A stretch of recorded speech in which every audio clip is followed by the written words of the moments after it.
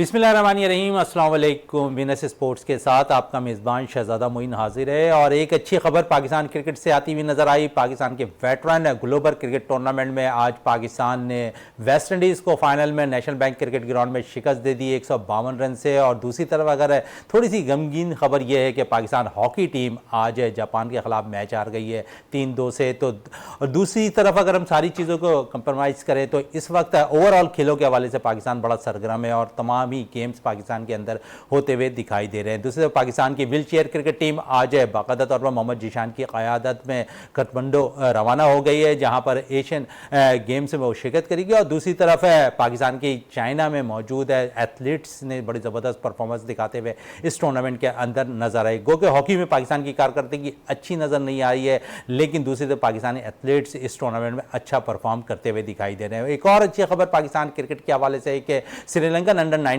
Team Pakistan का दौरा करने आ रही है, जहां पर हम 4 रोज़ा मैच एक खेलेंगे नेशनल बैंक क्रिकेट ग्राउंड पे और 5 वनडे मैचेस जो है नेशनल बैंक क्रिकेट ग्राउंड पर खेले जाएंगे। इस हवाले से आज हम अपने प्रोग्राम में बात करेंगे और फिर आईसीसी वर्ल्ड कप के हवाले से अपने प्रोग्राम में डिस्कस करेंगे। और खासकर हमारे साथ मौजूद हैं इस वक्त हमारे साथी स्पोर्ट्स एनालिस्ट हैं जावेद इकबाल भट्टी और हमारे साथी होस्ट है इमन रिजवान हमारे साथ मौजूद हैं। उनके साथ साथ हम मौजूद हैं तलहा आलम साहब है जो जनरल सेक्रेटरी हैं तूबा फाउंडेशन के, वो हमारे साथ मौजूद हैं। तो यकीनन आज हम अपने शो के अंदर क्रिकेट के हवाले से और दीगर खिलाड़ियों के हवाले से भी जो है बात करते हुए दिखाई देंगे। सबसे पहले जावेद की तरफ चलते हैं। जावेद साहब, पाकिस्तानी टीम में वेटरन ने कामयाबी हासिल कर ली, ओवरऑल कैसा देख रहे हैं इस टूर्नामेंट के अंदर जहां 8 टीमों ने शिरकत की थी? बहुत शुक्रिया मोइन भाई। जिस तरीके से पाकिस्तान में ही वेटरन्स का आना और ये ग्लोबल कप होना, ये वैसे बहुत बड़ी अचीवमेंट थी जो पाकिस्तान सीनियर वेटरन एसोसिएशन ने अपने ज़िम्मे ली और बहुत ही ज़बरदस्त टूर्नामेंट चला ये थ्रू आउट। जिस दिन से स्टार्ट हुआ, जिस दिन आप ओपनिंग सेरेमनी में भी शरीक हुए थे जब गवर्नर हाउस में ओपनिंग सेरेमनी थी, वहाँ से लेके आज तक मैच जितनी टीमें आई 8 की 8 टीमें जो एक तो हमारी मेहमान नवाजी से बहुत लुत्फ़अंदोज़ हुई और फिर उनको खेलने को बेहतरीन खेल या मिला क्रिकेट का। और आपको पता वो इंटरनेशनल प्लेयर्स जो बिल्कुल 40 में चले गए क्रिकेट उन्होंने छोड़ दी थी, उन्होंने दोबारा टीमों को ज्वाइन किया और बहुत मज़ेदार मैचेस हुए और ये तसलसल के साथ मैचेस होते हुए और आज माशाल्लाह बखूब ऐसे जो है फाइनल जो है अपने अंजाम तक पहुंचा।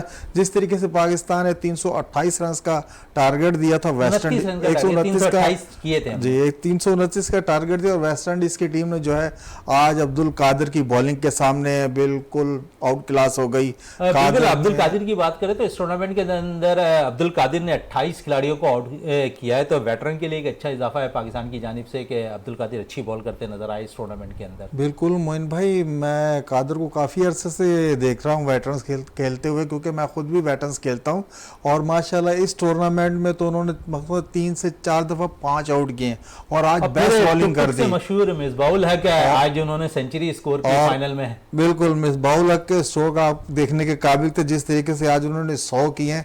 और इससे पहले सेमीफाइनल में अगर आप अब्दुल रज़ाक की इनिंग्स देख रहे 195 वाली, तो लगता नहीं है कि अब्दुल रज़ाक क्रिकेट से दूर हुए।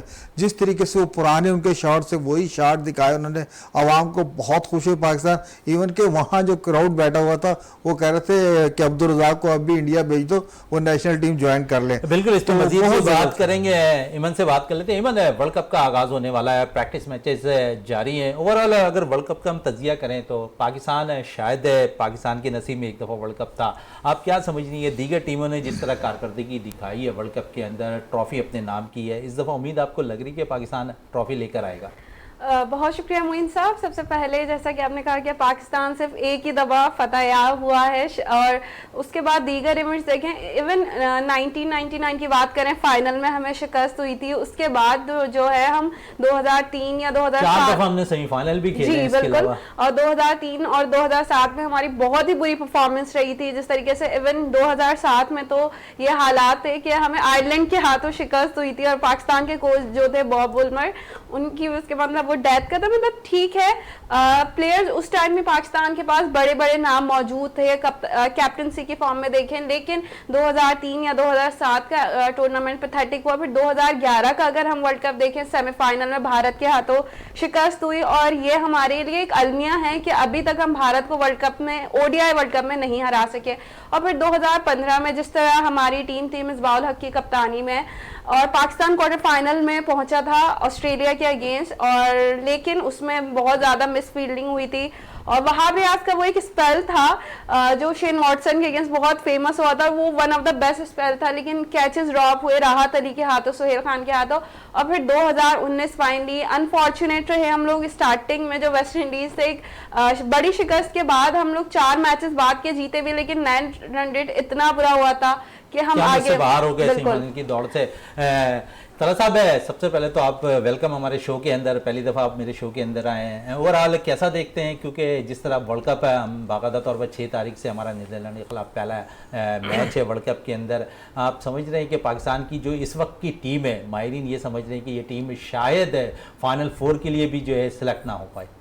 देखिए, पाकिस्तान की जो स्ट्रेंथ है ना वो बॉलिंग है, और इस वक्त अभी हम वार्म अप मैचेस देख लें, कल के मैचेस देखें या आज जो न्यूजीलैंड और साउथ अफ्रीका का मैच चल रहा था, मैं स्टूडियो आने से पहले देख रहा था कि 250 रन पे एक आउट थे और 40 ओवर भी नहीं हुए थे न्यूजीलैंड के।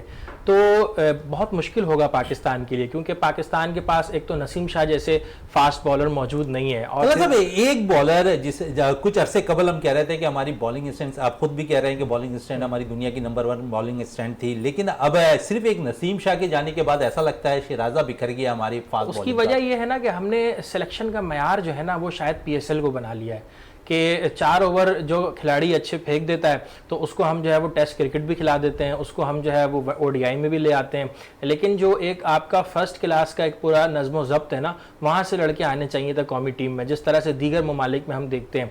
लेकिन चूंकि हम देखते हैं कि अगर कोई PSL में अच्छी इनिंग खेलता है तो आप उसको टेस्ट मैच खिला देते हैं, तो इस वजह से शायद आज पाकिस्तान को जो है ना इस बात का एहसास हो रहा है, क्योंकि नसीम शाह के इंजर्ड होने के बाद हमारे पास एटलीस्ट 5 से 6 ऐसे बॉलर्स होने चाहिए थे कि जो कुछ भी कर सकते थे। लेकिन इंडिया में आप देखें कि बुमराह, सिराज और साथ ही साथ जो शार्दुल ठाकुर, ये 3 मौजूद हैं। उनका अच्छा, उसके बाद जो है वो शामी जो है वो इस वक्त डगआउट पे बैठे हुए हैं, और शामी इस वक्त जो है वो मैं समझता हूं कि बहुत बेहतरीन खेल सकते हैं, लेकिन चूंकि उनके पास स्पेयर में ऐसे खिलाड़ी मौजूद हैं तो ये इनके कामयाबी की दलील है। लेकिन हम दूसरी तरफ देखते हैं कि 9 माह के बाद क्रिकेट में वापसी हसन अली की हुई है, तो आप समझ रहे हैं कि ये बेहतर चॉइस थी या फिर हम कुछ नौजवान बॉलर्स को आजमा लेते वो ज्यादा बेहतर था? देखिए, चॉइस तो उस वक्त होती जब आपके पास ऑप्शंस होते हैं। हसन अली, अगर आप समझे जमान खान हमारे पास अगर देखें तो डग आउट पे मौजूद हैं, आप समझते नहीं है कि जमान खान 15 रुकनी जमान खान को 15 रुकनी स्क्वाड में होना चाहिए था, साथ ही साथ मोहम्मद अबरार को भी होना चाहिए था। जिस तरह से अबरार जो है ना एक मैजिकल स्पिनर हैं और इस वक्त जो है इस टाइप के स्पिनर्स परेशान कर सकते थे, लेकिन आप देखिए आपने 2 लेग स्पिनर जो है वो टीम में शामिल कर लिया। शादाब खान की वो फॉर्म नहीं है,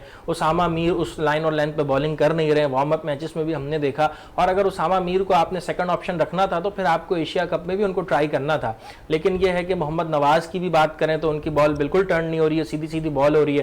जडेजा से कंपेयर करें तो आप देख लें कि किस तरह आप समझे जो सिलेक्टर इंजमामुल हक ने टीम सेलेक्ट की है वो सिर्फ तजुर्बे पे बेस करती हुई नजर आई है ये टीम? देखिए, आप मुझसे ज़्यादा तजुर्बा रखते हैं। इस वक्त जो टीम के अंदर सूरत हाल है, ख़ास तौर पे इंजमामुल हक की प्रेस कॉन्फ्रेंस या उससे पहले टीम के 2-3 मरतबा ऐलानात होने के बावजूद टीम ऐलान नहीं हुई डेट के बाद भी, तो बहुत सारी चीज़ें ऐसी हैं कि जिसको अगर हम नेशनल टीवी पे ना बात करें तो ज़्यादा बेहतर है। लेकिन यह है कि ऐसा नहीं होना चाहिए। हम अमूमन जो है ना ये होता है कि हमने खिलाड़ियों को जो है ना वो सियासत दे दी और खेल में सियासत ले आए हम, खेल में इसकी वजह से। इमन से भी बात कर लें। इमन, बात हो रही थी खासकर सिलेक्शन के हवाले से, तुम भी ज़्यादा बेहतर बता सकती हो कि इस वक्त जो सिचुएशन है, खासकर बड़ी उंगलियां मोहम्मद नवाज़ के हवाले से उठती दिखाई दे रही हैं, उसामा के हवाले से उठती हुई भी दिखाई दे रही हैं कि इनकी जगह पर अगर आप इब्रार अहमद को 15 रुकनी स्क्वाड में शामिल कर लेते तो वो ज़्यादा बेस्ट होता। पहले तो मैं सर की बात से इख्तिलाफ करूंगी। जो सर ने जमान खान के हवाले से कहा कि जमान खान को 15 रुकनी स्क्वाड में होना चाहिए था, देखिए जमान खान का मसला ये है कि वो डेथ ओवर का बॉलर है। जैसे हारिस रऊफ के हम एग्जांपल लें, वो न्यू बॉल के साथ इम्पैक्टफुल नहीं है, तो जमान खान का भी यही सीन है कि वो न्यू बॉल के साथ इम्पैक्टफुल नहीं है। तो जब हारिस रऊफ की फॉर्म में आपके पास एक ऑलरेडी डेथ ओवर का बॉलर है तो I don't think so Zaman Khan की जरूरत पड़ती, क्योंकि हमें तो ऐसा बॉलर चाहिए था जो न्यू बॉल के साथ बॉल कर सके। तो अभी करंट स्क्वाड में अगर देखें या जो अवेलेबल ऑप्शन में, तो उसमें हसनैन क्योंकि इंजर्ड था, एहसान उल्लाह, तो हसन अली ही बेटर ऑप्शन था क्योंकि वो न्यू बॉल के साथ स्विंग कर सकते थे और शाहीन को सपोर्ट मिल जाती है। इमन, लेकिन इस विकेट पे अगर हम देखें तो इंडिया की विकेटों पे जिस तरह स्विंग की बात हो रही है, तो वहां पर सिराज जिस तरह बॉल कर रहे हैं, उसके अलावा दीगर जो वहाँ के इंडियन बॉलर्स हैं वो स्विंग करते नजर आ रहे हैं। पाकिस्तान के pass out swing in swing करने वाला बॉलर शायद नहीं है। आप कह रही हसन अली परफॉर्म करता हुआ नजर आएगा, लेकिन जो एक स्टाइल है ना थोड़ा सा डिफरेंट है जमान खान का, शायद वो बैटर्स के लिए थोड़ा सा प्रॉब्लम क्रिएट करता है। देखिए जमान खान का क्योंकि एक पीसीबी के और चीफ सेलेक्टर साहब का ये कहना था कि हसन अली का एक्सपीरियंस ज्यादा है जमान खान के मुकाबले में, और जब आप इतने बड़े टूर्नामेंट के लिए जा रहे होते हैं, जमान खान पीएसएल खेला और उसके बाद अब एशिया कप में एक मैच में जब वो आए थे, तो सिर्फ हम एक मैच के परफॉर्मेंस पर इतना बड़ा रिस्क नहीं ले सकते थे क्योंकि इवेंट बहुत टूर्नामेंट बड़ा है। तो जमान खान से बेटर ऑप्शन अभी भी मैं ये कहूंगी हसन अली ही है। बिल्कुल हसन अली। जावेद साहब की तरफ चलते हैं और दोबारा वेटरन पे आ जाते हैं। जावेद साहब, वेटरन हमने आज टाइटल जीत लिया ग्लोबल, फिर फवाद खान जो इसके करते करते हैं रुए रवा हैं, वो बाकायदा तौर पर ऐलान किया आज उन्होंने कि हमें बहुत जल्द एक T20 वेटरन कप भी कराने जा रहे हैं। तो आप समझते हैं क्रिकेट बढ़ती जा रही है खासकर वेटरन की, क्योंकि ये चीज़ें पहले नहीं हुआ करती थी।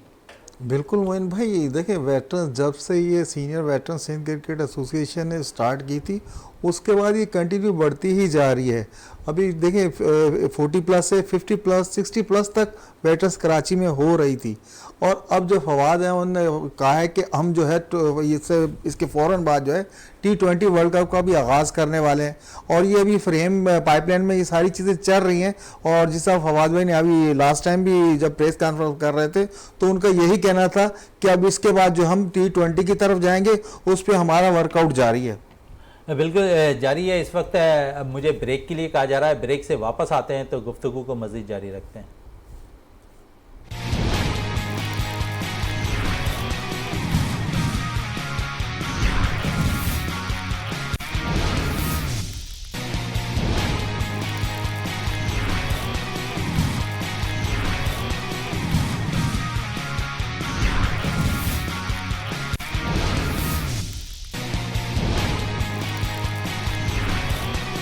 बिल्कुल वक्फे से कबल हम वेटरन क्रिकेट के हवाले से बात कर रहे थे, जहां आज पाकिस्तान ने वर्ल्ड कप में कामयाबी हासिल कर लिया। दूसरी तरफ पाकिस्तान क्रिकेट टीम के हवाले से भी मज़ीद बात करते हैं, खिलाड़ियों के हवाले से बात हो रही थी, तो तला साहब की तरफ चलते हैं। तला साहब, इस टीम के हवाले से आप हसन अली के हवाले से बात कर रहे थे, अगर हम देखें तो ओवरऑल फ़खर जमान का भी इंतखाब आप समझते हैं दुरुस्त हुआ इस टीम के अंदर? देखिए फ़खर ज़मान का इंतखाब जो है, फ़खर ज़मान को अगर आप उनके पिछले 10 मैचेस के जो है ना रिकॉर्ड्स उठा के देख लें तो उसके बाद ही आपको इसका जवाब मिल जाएगा। दूसरी बात यह है कि हमारे साथ साइम अयूब एक अच्छा ऑप्शन था, और साथ ही साथ लेकिन हमने तो उसे आजमाया लेकिन वो नाकाम नजर आया। T20 में उसकी परफॉर्मेंस है, PSL में अच्छा परफॉर्म किया, टीम के अंदर आया, लेकिन जब हमने आजमाया तो शायद वो नहीं कर पाए। किसी भी खिलाड़ी को आजमाने से पहले ना उसकी टेक्निक्स को देखा जाता है। आपने सलमान अली आगा को भी बहुत आजमाया, ठीक है, लेकिन टेक्निक्स देखी जाती है। साइम अयूब की जो टेक्निक है और जिस तरह से उनकी टाइमिंग है, जिस तरह की शॉट सिलेक्शन है, तो उनको वक्त देना चाहिए। और जब अच्छे खिलाड़ी को वक्त मिलता है ना और कॉन्फिडेंस मिलता है तो फिर वो जाके परफॉर्म करता है। अभी साइम अयूब एक तो इंटरनेशनल का प्लेयर प्रेशर, और साथ ही साथ ये है कि नया खिलाड़ी है, तो उसको जिस तरह से फ़खर ज़मान को सपोर्ट मिल रही थी पूरी टीम की, अगर उसको भी मिलती तो शायद आज हमारे पास जो है ना 2-3 ऑप्शंस होते। तो अब्दुल्ला शफीक और इमामुल हक ही मेरे ख्याल में बेहतर ऑप्शन है, और इस वर्ल्ड कप में उन्हीं से ही पाकिस्तानी टीम आगे। अच्छा चलें, आप कह रहे हैं कि अब्दुल्ला शफीक, इमामुल हक बेहतर ऑप्शन है, लेकिन ओवरऑल हम देखें तो इस विकेटों पे अभी जितने भी प्रैक्टिस मैचेस हुए हैं इसमें स्कोर हम देखते हैं कि 350 रन और 450 के करीब स्कोर होता हुआ नज़र आ रहा है। और ओवरऑल अगर हम देखें तो स्पिन ट्रैक से मशहूर है इंडिया की विकटें, लेकिन ऐसा कुछ होता नज़र नहीं आया इन विकटों के अभी तक। देखिए इसमें बात यह है ना कि जो IPL या इंडिया में जितने भी सीरीज़ होते हैं या इसके अलावा कोई भी इंटरनेशनल टूर्नामेंट्स होता है ना, तो पिचेस इसी तरह की होती है। आप अगर पिछले 10 साल का जायज़ा भी लें तो इसी तरह से जो है ना रन ज़्यादा बनते हैं। जहाँ तक बात है स्पिन विकेट की, तो मैं ये समझता हूँ कि पाकिस्तान के ख़िलाफ़ जैसे बांग्लादेश और अफ़गानिस्तान के मैचेस हैं, अफ़गानिस्तान के पास अच्छे स्पिनर्स हैं, और पाकिस्तान और अफ़गानिस्तान का मैच जिस ग्राउंड में है तो वो एक स्पिनिंग विकेट होगी। अलबत्ता इंडिया के जितने मैचेस हैं उसमें तो बैटिंग पिच ही बनाई जाएगी।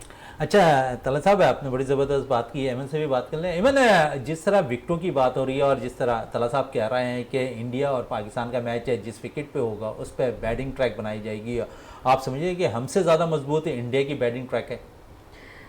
देखें मोइन साहब, सबसे पहले अभी जो है इंडिया की फॉर्म हम देख रहे हैं तमाम बैटर्स की। अभी ऑस्ट्रेलिया से भी जो सीरीज हुई थी, उन्होंने जबकि अपना मेन स्क्वाड नहीं खिलाया था। कुछ प्लेयर तो वो थे जो भी एशियन गेम्स में जो है हिस्सा लेंगे। ऋतुराज जो कि उनका कैप्टन भी है एशियन गेम्स में, वो आया, उसने परफॉर्म किया। केएल राहुल बहुत अच्छी फॉर्म में है, शुभमन गिल की हमने फॉर्म देखी, फिर रोहित भी, विराट कोहली। तो उनका जो बैटिंग यूनिट है वो कंप्लीट फॉर्म में है। श्रेयास अय्यर, ईशान किशन को हम लोग देख लें। बट यहाँ पाकिस्तान का मसला वही आ रहा है कि फ़खर जमान अभी जो है परफॉर्म नहीं कर पा रहे, और अब्दुल्ला शफीक को क्योंकि अभी न्यू एक्सपोजर है, बिल्कुल ही उनका इतना सच एक्सपीरियंस नहीं। इमाम स्कोर करेंगे क्योंकि इन ट्रैक्स पर इमाम जो है स्कोर करते भी हैं।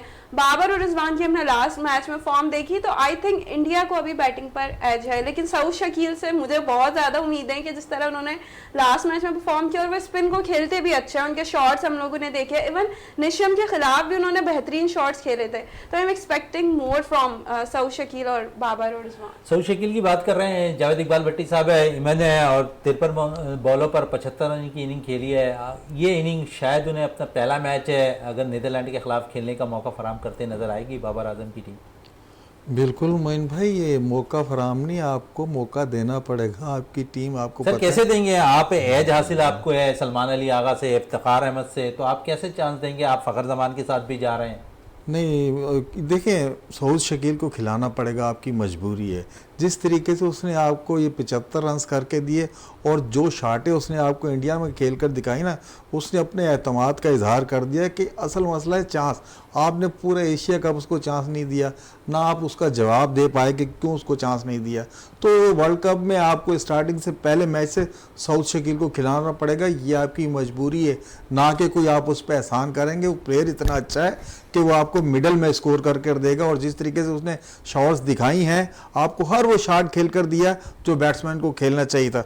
उस जैसी टेक्निक 2-3 प्लेयर्स हैं जो सऊद शकील के पास है, वो वैरायटी किसी और में नजर नहीं आ रही। साहब की जी जैसा आप कह रहे थे कि सऊद शकील को सलमान अली आगा या इफ्तिखार की फॉर्म में, बॉलिंग की फॉर्म में एज मिल जाता है।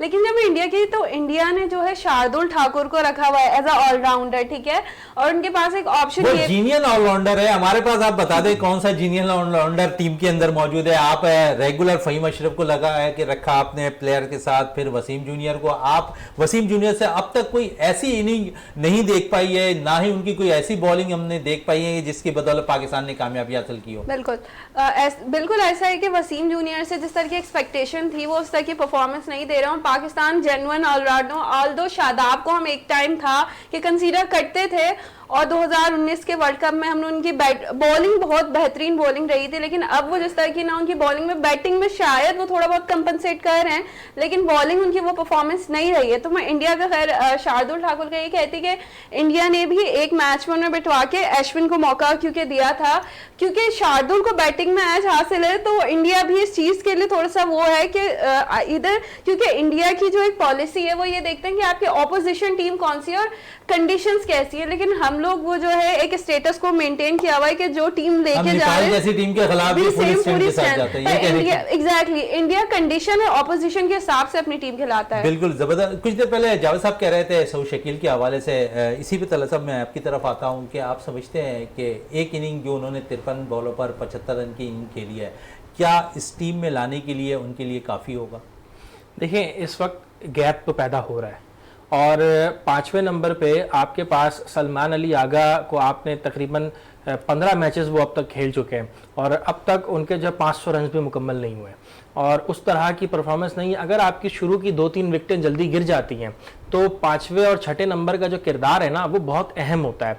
और इफ्तिखार चूँकि मॉडरेट बैट्समैन हैं, कभी बाज़ औक़ात डिफेंसिव भी होते हैं, बाज़ औक़ात एग्रेसिव भी होते हैं, लेकिन सऊद शकील के जो टेम्परामेंट है ना, इस टेम्परामेंट का खिलाड़ी 4थे-5वें नंबर पर बहुत अहम किरदार अदा करता है। फिर अगर देखें तो हम राइट और लेफ्ट का कॉम्बिनेशन भी बड़ा फर्क डालता है बॉलर्स पे। बिल्कुल ऐसा ही है, राइट और लेफ्ट का कॉम्बिनेशन भी बहुत ज़्यादा फर्क डालता है। और इस वक्त सऊद शकील की कोई ऐसी वीकनेस सामने नहीं आई है वो शॉर्ट बॉल को भी अच्छा खेल रहे हैं, वो जो है वो गुड लेंथ की बॉल को भी अच्छा खेल रहे हैं, जो खराब बॉल है उसको बहुत अच्छा हिट कर रहे हैं।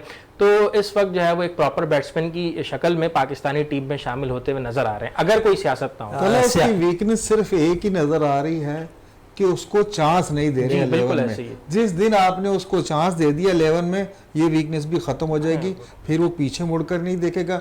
जिस तरीके से उसकी फॉर्म लगी हुई है, देखिए हर टीम जो है प्लेयर से जो फॉर्म लगी होती है, हर मुल्क फायदा उठाता है उस प्लेयर से। हम है कि जिसकी फॉर्म लगी हुई है हम उसको डग आउट में बिठा रहे हैं कि ये ना हो किसी दूसरे की जगह ले जाए। ये ट्रैका जो बन जाता है ना, ये किसी को आगे नहीं आने देता। जिस तरीके से आपने बात की थी फास्ट बॉलर हमारे पास बहुत है, लेकिन कोई आगे आने दे तब की बात है ना। अरशद इकबाल पे भी हमने बहुत बात की। जावेद साहब, वर्ल्ड कप में थोड़ा सा एक्सपीरियंस, अरशद इकबाल ने भी क्रिकेट ही नहीं खेली, अभी डोमेस्टिक क्रिकेट होते हैं सर, डोमेस्टिक से वो तैयार हो गया लड़का, अभी इस काबिल नहीं हुआ कि उसे वर्ल्ड कप में, शायद तला साहब मेरी बात से एग्री सर, वर्ल्ड कप में आप चांस देंगे, वर्ल्ड कप में उसको चांस दे दिया, खिलाड़ियों को अभी मौका देना ज्यादा बेहतर है। ताकि हम देखें तो उसको ज्यादा बेहतर है कि डोमेस्टिक क्रिकेट की। देखिए अरशद इकबाल अंडर 19 भी खेल चुके हैं, पाकिस्तान इमर्जिंग कप भी खेल चुके हैं, तो उनकी जगह बनती है क्योंकि वो 2-4 इंटरनेशनल इवेंट्स पहले भी खेल चुके हैं। सर उससे कई ज्यादा जमान खान है जिन्हें 15 रुकनी स्क्वाड में हो जाना चाहिए था।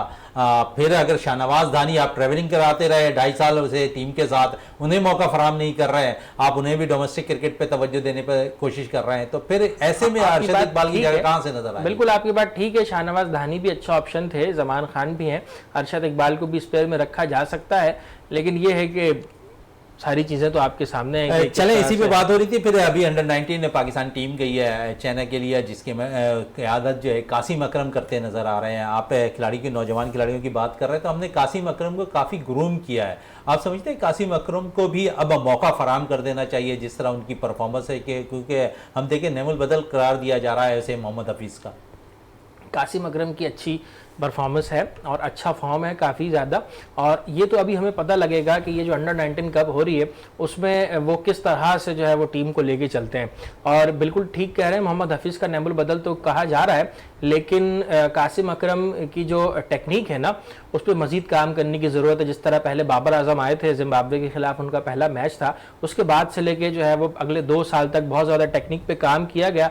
तो हम यही चाहते हैं कि जो हमारी पाकिस्तान क्रिकेट बोर्ड है वो इस तरह के प्लेयर्स जो है ना, जिनके अंदर ज़रा सा भी आपको टैलेंट की झलक नज़र आ रही है, तो उनकी टेक्निक्स पे काम करे ताकि अगले 3 साल के बाद वो आपको पाकिस्तानी टीम में खेलते हैं। इमरान, टेक्निक्स पे किस तरह काम होगा आप बता सकती हैं? क्योंकि अगर हम देखें तो हमने तो टेक्निक्स जो काम अच्छा कर रहे होते हैं उन्हें साइड लाइन लगा दिया। डोमेस्टिक की अगर बात करें तो मसूद बेहतरीन कोच है, लेकिन उन्हें शायद तासुब पसंदी के बेस पे, शायद कराची के बेस पे उसे कुछ ओहदा मिलता हुआ दिखाई नहीं देता। देखिए मोइन साहब, पाकिस्तान टीम का या पाकिस्तान क्रिकेट बोर्ड का या दीगर स्पोर्ट्स में भी देखें, ये एक अलमिया रहा है कि जो टैलेंटेड प्लेयर्स हैं या इवन कोचेस भी, अगर उनकी बैकअप सपोर्ट नहीं है या एक पर्टिकुलर रीजन से अगर वो बिलोंग करते हैं तो उन्हें इग्नोरेंस वाला फैक्टर आ जाता है। तो यही चीज़ है कि आप दीगर टीम्स को देखें, ऑस्ट्रेलिया, इंडिया, वहाँ जो मेरिट बेसिस पर इवन कोचेस भी उनके आते हैं, प्लेयर्स भी, लेकिन पाकिस्तान में ये चीज़ बहुत लैक करती है। तो इट्स बेटर कि आप जो हैं, जो मेरिट बेस्ड लोग हैं, उनको बोर्ड में लाएं और बेटर जो है रिजल्ट आप मिल सकता है उससे। सब क्या कहेंगे इस पर? मोइन भाई, मसरूर अहमद से बड़ा अगर कोच देखें ना, यहाँ देखिए, अगर आप टेक्निक देख रहे हैं जो प्लेस बना रहा है, अगर उससे बड़ा मैं नहीं समझता है कि यहाँ कराची में या पाकिस्तान में मुझे नजर आ रहा है। जिस तरीके से वो कोचिंग कर रहे हैं, जिस तरीके से वो प्लेयर्स को बिल्कुल उठा के कुंदन बना रहे हैं, लेकिन ये कि बड़े जो ऊपर बोर्ड में बैठे हुए उन्हें नजर नहीं आ रहा, उन्हें दूसरे कोचेस नजर आ रहे हैं, बाहर के कोचेस नजर आ रहे हैं। तो असल मसरूर भाई से देखो, उसने आपको कौन कौन से कप्स जो जितवा के दिए और कौन कौन से प्लेयर बना के दे दिए जिन प्लेयरों को कोई जानता नहीं था, आज उनके बड़े बड़े नाम है। तो इसलिए मैं भी यही चाहूंगा कि मसरूर अहमद का जो हक बनता है बोर्ड को चाहिए कि उसका जरूर देना चाहिए। तला साहब, पाकिस्तान डोमेस्टिक की अगर बात कर लें तो इस वक्त कायद आज़म ट्रॉफी जारी है और कराची वाइट्स की कायदत कप्तान, साबका कप्तान सरफराज अहमद कर रहे हैं। फिर उनकी परफॉर्मेंस भी अच्छी है, डबल सेंचुरी स्कोर कर रहे हैं, अब तक उन्होंने 3 सेंचुरियाँ स्कोर कर ली हैं इस टूर्नामेंट के अंदर है। तो ओवरऑल आप कैसा देख रहे हैं सरफराज अहमद की बैटिंग को? क्या अब सेलेक्टर्स की निगाहें उन्हें सिर्फ 5 डे क्रिकेट के लिए रख दी है या फिर वनडे और T20 की हद तक भी उन्हें आजमाया जाएगा दोबारा? देखिए, अगर आप 2010 से पाकिस्तान क्रिकेट टीम का जायजा लें तो कामरान अकमल के जाने के बाद जो है हमारे पास उमर अकमल आए जिन्होंने इंटरनेशनल में कीपरिंग ही नहीं की। फिर उसके बाद जुल्करनैन हैदर आ गए, फिर मुख्तार अहमद आ गए, और सरफराज अहमद को उस वक्त जब उसका एक वक्त था ना, उस वक्त भी मौका नहीं दिया गया। लेकिन फिर 2015 के वर्ल्ड कप में काफ़ी ट्रोलिंग हुई, उसके बाद जाके सरफराज को मौका दिया गया, उसने परफॉर्म किया। लेकिन फिर एक सीरीज हारने के बाद सरफराज अहमद से कप्तानी भी ले ली गई, उनको टीम से भी निकाल दिया गया। इस वक्त जो है मैं समझता हूँ कि जो हमारी 18 रुकनी स्क्वाड थी, मोहम्मद हारिस की जगह सरफराज अहमद को इस वक्त इंडिया में होना चाहिए था। लेकिन उन्होंने अपनी परफॉर्मेंस से, डबल सेंचुरी से ये साबित कर दिया कि वाकई उन्हें इंडिया में होना चाहिए था। लेकिन जिस तरह से मैडम ने बात की कि पर्टिकुलर रीजन की वजह से जो है वो खिलाड़ियों को सिलेक्ट नहीं किया जाता है, तो बिल्कुल ऐसा ही है। सऊद शकील भी अगर टीम से बाहर थे तो शायद उसके पीछे भी ताज्जुब था, और आज अगर सरफराज अहमद यहाँ पे 15 रुकनी स्क्वाड में इब्रार अहमद, दुनिया के माहिरीन कह रहे हैं कि इसे टीम से क्यों बाहर रखा गया है। अगर वो 15 रुकनी स्क्वाड में शामिल होते तो शायद पाकिस्तान के लिए बहुत ज्यादा जो है ना बेहतर हैं वो बाकी दीगर स्पिनर से इस वक्त पाकिस्तान टीम में, तो उनको होना चाहिए था। लेकिन सरफराज अहमद इस वक्त टीम में नहीं है, तो मैं ये समझता हूँ कि ये तासुब ही है, इसके पीछे और कोई दूसरी वजह नहीं है। इंजमामुल हक जो है वो सही तरह से डिफेंड भी नहीं कर पा रहे कि क्या वजह है कि सरफराज अहमद जो है वो उन्होंने टीम में भरपूर नहीं है। तौर पर बैट से जवाब दे दिया अपने सरफराज अहमद ने एक आदम ट्रॉफी देखिए, खिलाड़ी यही होता है कि जो अपनी परफॉर्मेंस से जवाब देता है, ग्राउंड में जवाब देता है। और फेसबुक या ट्विटर या दीगर सोशल मीडिया के प्लेटफॉर्म्स पे जिस तरह से सरफराज अहमद के खिलाफ ट्रोलिंग चल रही होती है, उसका वक्त चला गया। जब उसका वक्त था तो जुल्करनैन हैदर जैसे मस्खरे जो है वो टीम का हिस्सा थे, और अब जब सरफराज अहमद अपने पीक पे है तो उसके साथ ज्यादती हो रही है। उसके साथ साथ अगर हम देखें तो अम्माद वसीम के लिए काफी आवाजें उठाई जा रही हैं। आप समझते हैं कि इस टीम के अंदर अम्माद वसीम को भी शामिल होना चाहिए था? इमाद वसीम के हवाले से जो है ना थोड़ा सा फिटनेस इशू तो रहा है हर दफा ही, क्योंकि ये 20 ओवर की क्रिकेट तो है नहीं, ये 50 ओवर की क्रिकेट तला है। साहब, फिटनेस मसाइल की अगर बात करें तो हसन अली के साथ भी प्रॉब्लम है, शादाब के साथ भी प्रॉब्लम है, और हारिस के साथ भी ऑलरेडी अब तक ऐसा नहीं है। हम समझते हैं कि उन्हें एक प्रैक्टिस मैच खेला, 4 ओवर्स किए, तो हम भी शायद हमारी आई भी यही कह रही है कि मुकम्मल तौर पर वो 100% फिट नजर नहीं आ रहे हारिस लोग। इमाद वसीम एक बहुत अच्छा ऑप्शन है, नवाज से तो बेहतर है, लेकिन जाहिर सी बात है कि शायद उनकी दोस्ती कप्तान से वैसी नहीं है जैसे दीगर खिलाड़ियों की है, तो इसी वजह से वो टीम में नहीं है। दोस्ती की बात हो रही तो इमन है, एक घर में रहते हैं तो दोस्त तो बन जाते हैं। अगर टीम एक जगह होकर खेल रही है तो दोस्ती तो रहेगी ना। बाबर तो खुद कप्तान की बात करूं तो वो खुद कहते हैं कि हम एज अ फैमिली खेलते हैं, और अगर हम हारेंगे तो एज अ फैमिली, और अगर जीतते भी हैं तो एज अ फैमिली। तो छोटी मोटी बातें, इस तरह के कॉन्फ्लिक्ट्स तो फैमिली में भी ऑब्वियसली होते हैं, लेकिन जो टीम चीज आपकी फैमिली के लिए बेहतर हो, जो आपकी टीम के लिए वेलफेयर लाए, तो आप वो इख्तलाफात खत्म करके आगे बढ़ते हैं। तो मुझे ये चीज समझ नहीं आ रही कि अगर इमाद वसीम से कोई भी इख्तलाफात थे, पाकिस्तान का सोच कर आगे बढ़ना चाहिए था। बिल्कुल सोच के बढ़ना है। जावेद साहब, जिस तरह ये कह रही हैं कि टीम को लेके चलने की ज़रूरत है, और जिस तरह बाबर कहते हैं अगर बाबर इस टूर्नामेंट में नाकाम हो जाते हैं, अगर फाइनल 4 में पाकिस्तानी टीम नहीं पहुंचती, आप समझते हैं बाबर आजम की कप्तानी को भी खतरा है?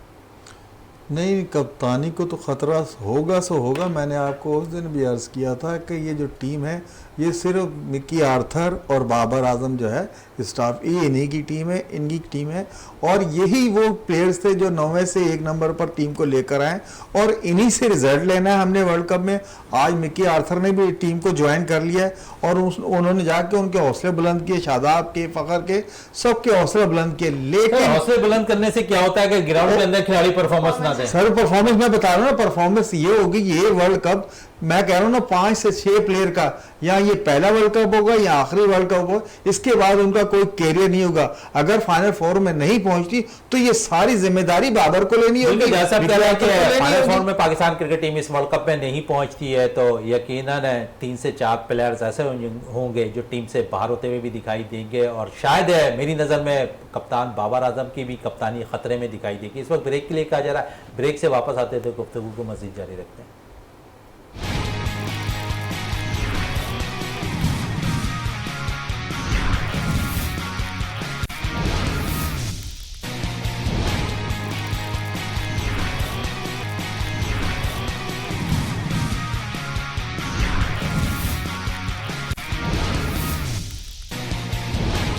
बिल्कुल बात कर लें कौमी खेल हॉकी के हवाले से तो इस वक्त पाकिस्तान को आज एशियन गेम्स में बाकायदा तौर पर अगर हम देखें तो 3-2 से शिकस्त हो गई है जापान से। पिछले मैच में हम इंडिया के खिलाफ 10-2 से हारे थे और माजी की अगर हम बात कर ले तो शायद एक ऐसा रिकॉर्ड था 1947 के बाद पाकिस्तान हॉकी जब स्टार्ट हुई तो उसके बाद हमने देखा था कि पाकिस्तान मुतअद्दिद फतवाहात हासिल करता दिखाई दिया था हॉकी के अंदर।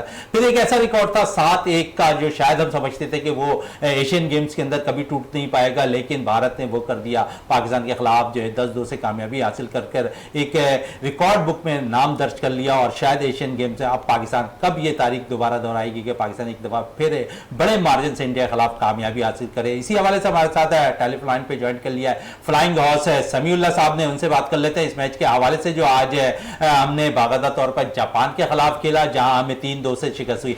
समी साहब क्या कहेंगे, माजी की अगर हम बात कर ले तो शायद जिस वक्त आप खेला करते थे एक फतह ऐसी थी पाकिस्तान की एशियन गेम्स के अंदर जहां पर हमने भारत को 7-1 से शिकस्त दी थी, लेकिन परसों जब मैच खेला गया हमने देखा कि इंडिया ने वो रिकॉर्ड भी तोड़ दिया और आज हम जापान के खिलाफ भी मैच हार गए। 1982 में हमने दिल्ली में एक साल से हम जीते थे और वो जो स्कोर था मेरे ख्याल में, मैं उसका कैप्टन था, हमारी जो टीम थी उसमें बहुत सारे रिनाउंड नाम थे, तो मेरा ख्याल था कि सारी उम्र नहीं टूटेगा क्योंकि एशियन गेम का इतना बड़ा रिकॉर्ड कभी नहीं हुआ। लेकिन परसों देख के मुझे बड़ा अफसोस हुआ कि पाकिस्तान की टीम ने एक नया रिकॉर्ड अपने ऊपर करा लिया, 2 के मुकाबले में 10 स्कोर से हारी। और इसमें बहुत सारी खामियां थी, बहुत सारी चीज़ें थी जो हमारी फेडरेशन ने, हमारे कोचेज ने, मैनेजर ने उस पर गौर नहीं किया। और फिर जैसे जापान के खिलाफ हार के बाद तो मेरे ख्याल में ऑलमोस्ट हम बाहर हो चुके हैं, बिल्कुल सेमीफाइनल की दौर से बाहर हो गए, शायद अब हॉकी में भी कोई टाइटल आता हुआ दिखाई नहीं दे। क्या वजह समझते हैं कि आपस के इख्तलाफात, मैनेजमेंट के इख्तलाफात, फेडरेशन के इख्तलाफात, ये सारी चीजें इस सबब का बाइस बनती दिखाई दे रही कि कौमी खेल हॉकी बेहतरी की तरफ जाता हुआ दिखाई नहीं दे रहा?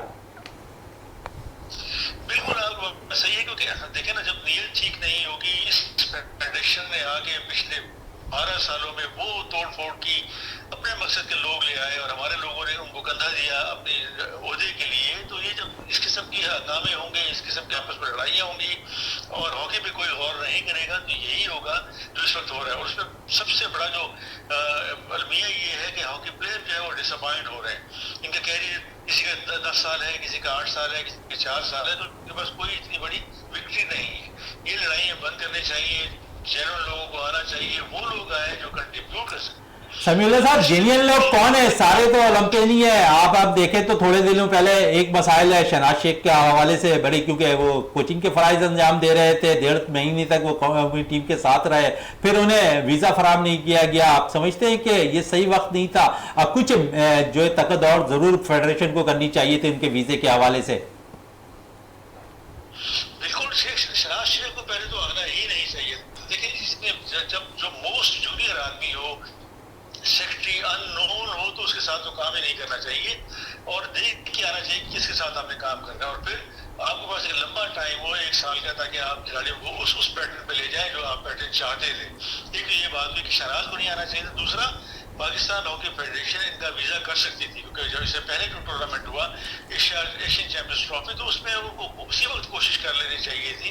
ये सब चीज़ें मिला के मैं कहता हूँ खिलाड़ियों के ऊपर कोई कंट्रोल नहीं है, इसमें मैनेजमेंट जो है वो फ्लॉप हो गई है, जो फेडरेशन है वो फ्लॉप हो गई। और फिर ये सब हम बहाना करते हैं कि जी फाइनेंशियल ठीक नहीं है।